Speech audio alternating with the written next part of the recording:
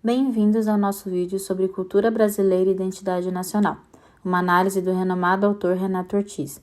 Hoje vamos explorar como a cultura e a identidade se entrelaçam no Brasil, nos baseando no texto Cultura e Identidade Nacional, as teorias raciais do século XIX. Renato Ortiz é sociólogo e antropólogo brasileiro, fundamental para o estudo da cultura nacional e da globalização no Brasil.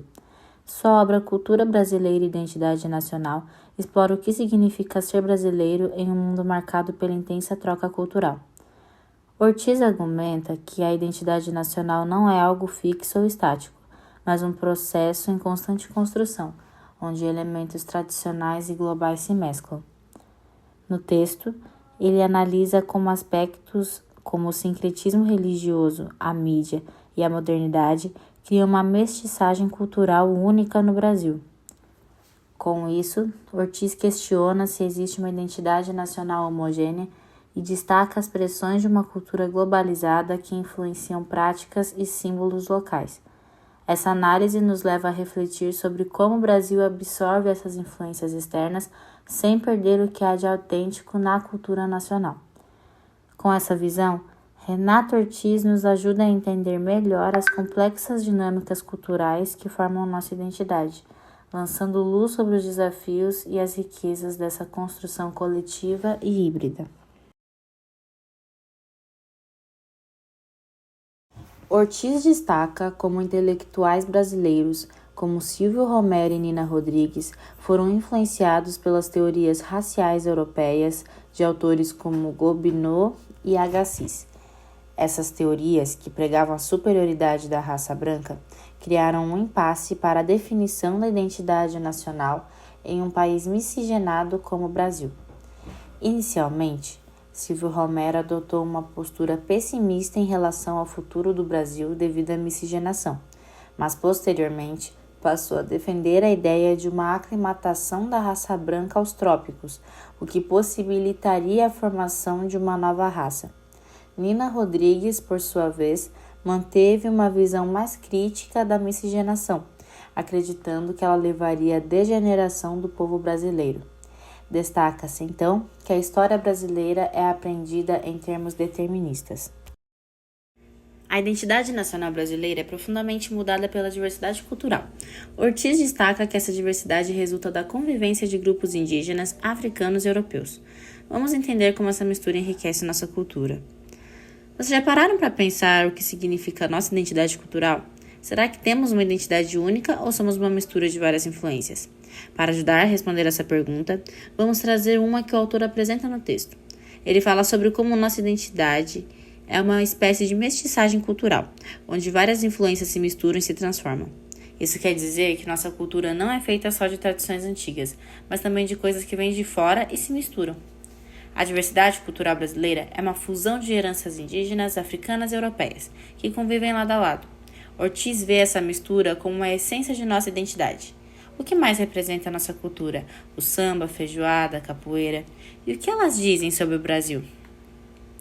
Quando vocês pensam em identidade cultural brasileira, o que vem à mente?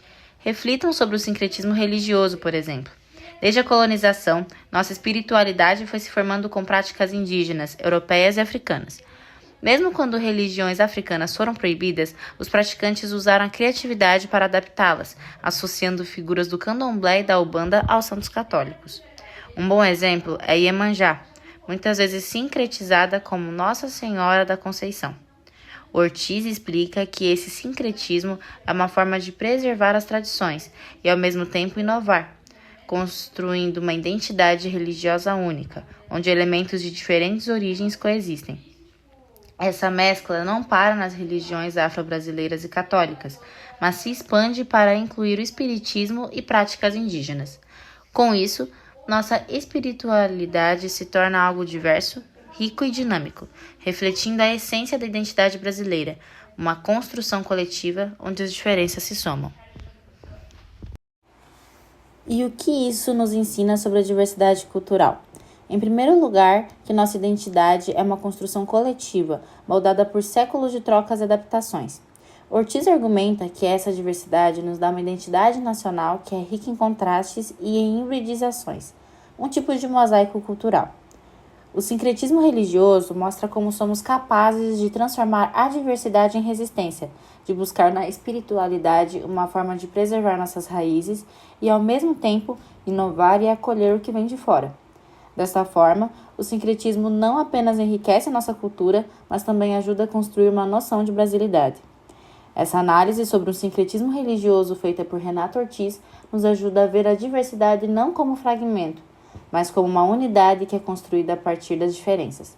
Cada tradição acrescenta uma peça essencial ao que chamamos de cultura brasileira. Ortiz nos mostra que a diversidade cultural brasileira é como uma grande rede onde várias tradições se entrelaçam, criando algo novo o tempo todo. Ele argumenta que a identidade nacional não é fixa, mas sim dinâmica, refletindo as transformações sociais e políticas. Examina também como a busca por uma identidade nacional brasileira se identificou a partir da segunda metade do século XIX, impulsionada pela abolição da escravidão e pela proclamação da República. Essa busca por uma identidade própria levou intelectuais a investigar a formação da cultura brasileira e do papel da miscigenação nesse processo. Todavia, o autor argumenta que a miscigenação racial era vista como um obstáculo para a construção de uma nação forte e civilizada, de acordo com os padrões europeus da época. A mistura de raças era considerada um fator de degeneração e atraso, o que gerava um impasse na definição da identidade nacional. Ortiz apresenta a crítica do historiador Thomas Skidmore às teorias raciais, que argumentava que a elite brasileira utilizou essas teorias para justificar sua posição de poder e negar a cidadania aos negros e mestiços. A cultura popular desempenha um papel crucial na expressão da identidade nacional. Ortiz enfatiza que manifestações artísticas como música, dança e teatro são fundamentais para a construção da identidade brasileira.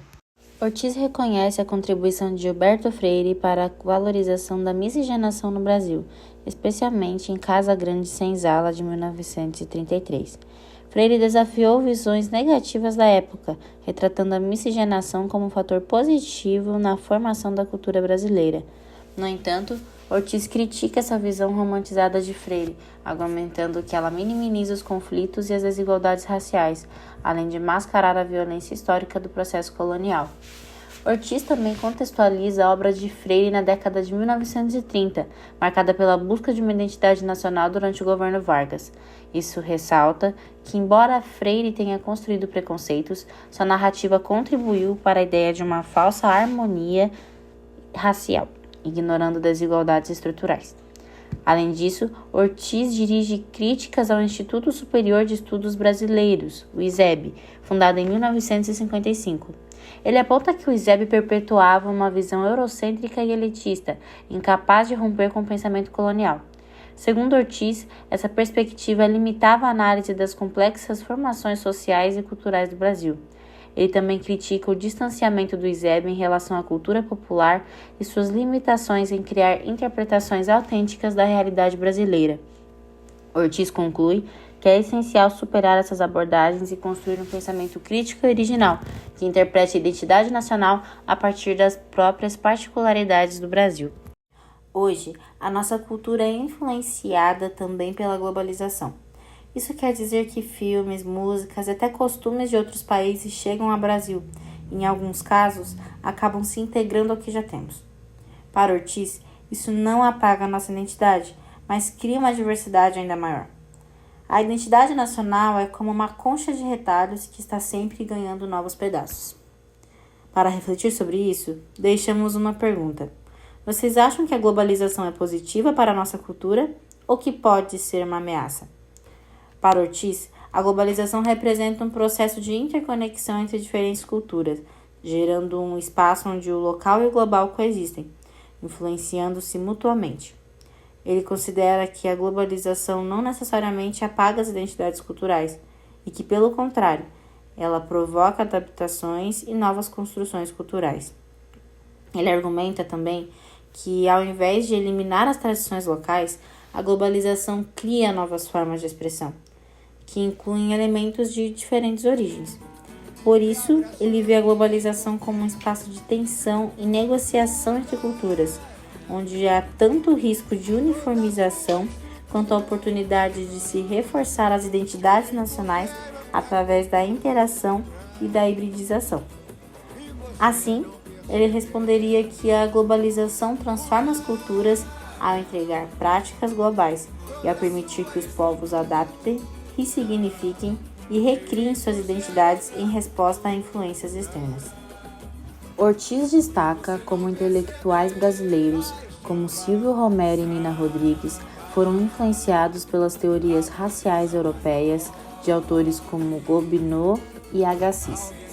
Essas teorias, que pregavam a superioridade da raça branca, criaram um impasse para a definição da identidade nacional em um país miscigenado como o Brasil.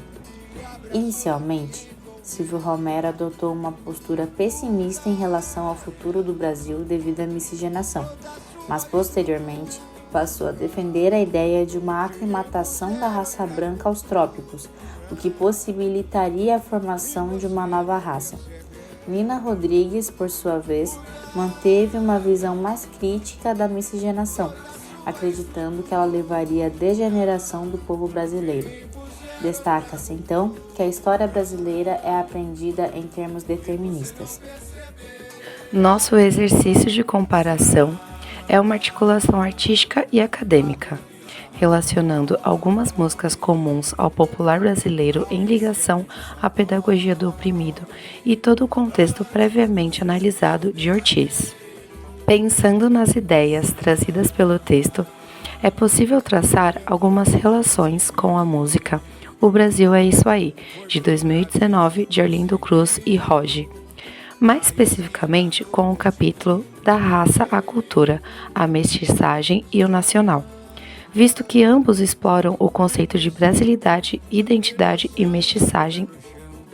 A canção de Arlindo Cruz e Roge apresenta o Brasil como um país de múltiplas faces, com uma cultura rica e mestiça, nascida da mistura entre diferentes influências étnicas e culturais. Também menciona algumas das dificuldades e desafios enfrentados pelo Brasil, como a desigualdade social, as lutas diárias e identificando a diversidade como um elemento central da identidade nacional. Isso se relaciona diretamente com as ideias de Ortiz, que explica como a cultura brasileira foi construída através da mestiçagem, um processo de fusão cultural que envolveu influências africanas, indígenas e europeias. Ao mesmo tempo, Cruz e Roge cantam sobre um país que, apesar de suas contradições, é encontrado unidade na diversidade, conceito que Ortiz afirma ser central para a ideia de brasilidade, abordando como a identidade nacional é construída em meio a conflitos e tensões, e como a ideia de mestiçagem, embora exaltada como símbolo de unidade, também esconde desigualdades e hierarquias que persistem na sociedade brasileira. Além desta, a música Agoniza Mas Não Morre, de Nelson Sargento, traz reflexões interessantes. Nela, o samba simboliza um lamento pela morte de uma forma autêntica e popular, moldada pelas ruas e comunidades negras, mas que foi transformada ao longo do tempo pela elite brasileira, passando a tratá-lo como uma manifestação oficial da cultura nacional. No livro Pedagogia do Oprimido, no capítulo A Teoria da Ação Antidialógica, Paulo Freire disserta sobre a manipulação da classe dominante frente à classe popular. Segundo o autor, ela se dá dentro de certas condições históricas especiais e se verifica através de pactos entre essas classes. Pactos que poderiam dar a impressão, numa apreciação ingênua, de um diálogo entre elas. No entanto, não são diálogos, uma vez que representam apenas um interesse inequívoco da elite dominadora. A manipulação aparece neste contexto como uma necessidade das elites dominadoras, com a finalidade de conseguir um tipo de organização, que é a organização das massas populares emergindo. Ainda neste livro, Paulo Freire traz o conceito de invasão cultural, sendo esta, de acordo com o autor, definida pela entrada que fazem os invasores no contexto cultural dos invadidos, impondo-lhes sua visão de mundo e impedindo a visão, a criatividade, a originalidade e a expansão de suas culturas.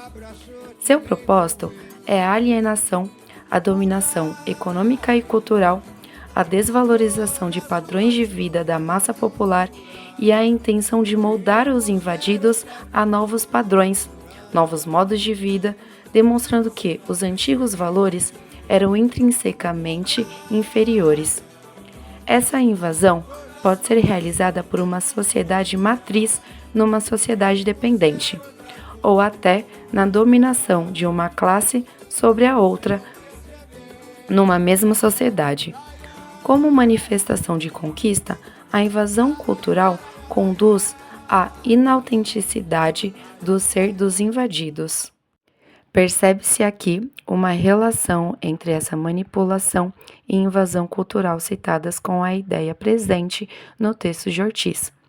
A mudança de pensamento de intelectuais brasileiros presentes na década de 30, momento no qual a negatividade na mestiçagem é transformada em positividade, leva à ideia de uma unificação nacional e a construção de uma identidade na qual o samba e a negritude são vistos como elementos chaves da cultura brasileira.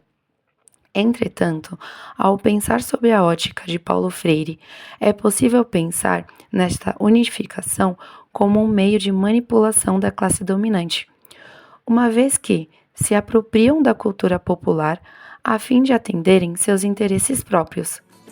Isso leva, então, à inautenticidade da classe popular, uma vez que a elite dominante penetra sua cultura de forma a utilizá-la para a formação de uma identidade nacional. É possível enxergar tal relação na música citada anteriormente, Agoniza, mas não morre, no trecho Mudaram toda a sua estrutura, te impuseram outra cultura. O antídoto a esta manipulação está, segundo Paulo Freire, na organização criticamente consciente, cujo ponto de partida não está em depositar nelas um conteúdo revolucionário, mas na problematização de sua posição no processo, na problematização da realidade nacional e da própria manipulação. Ademais, no livro Conscientização, Teoria e Prática da Libertação, uma introdução a Paulo Freire, o autor discute sobre este processo de conscientização das massas populares.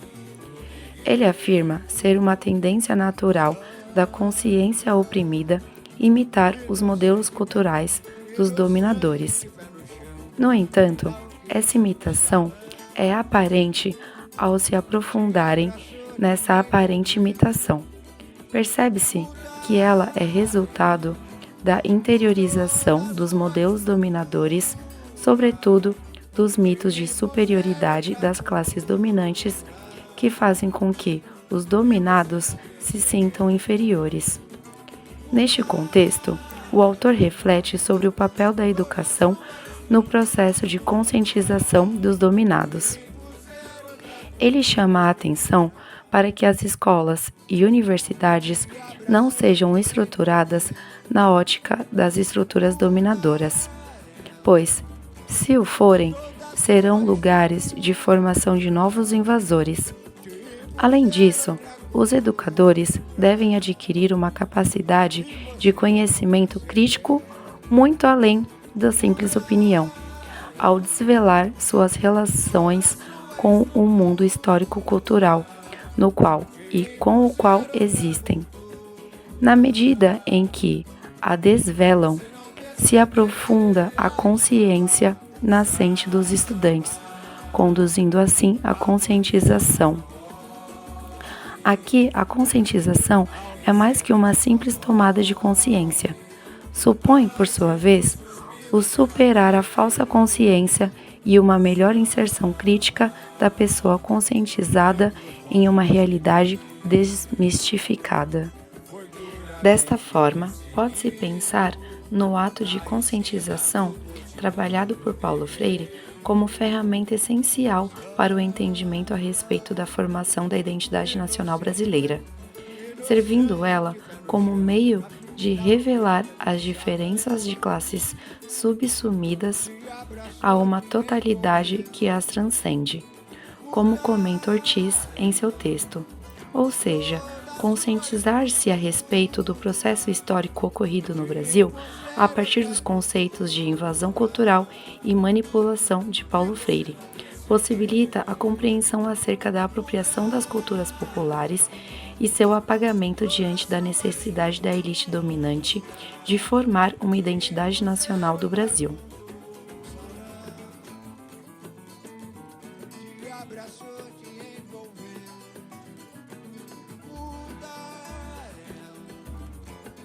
Toda sua estrutura te impuseram outra cultura e você não percebeu. Mudaram toda sua estrutura te impuseram outra cultura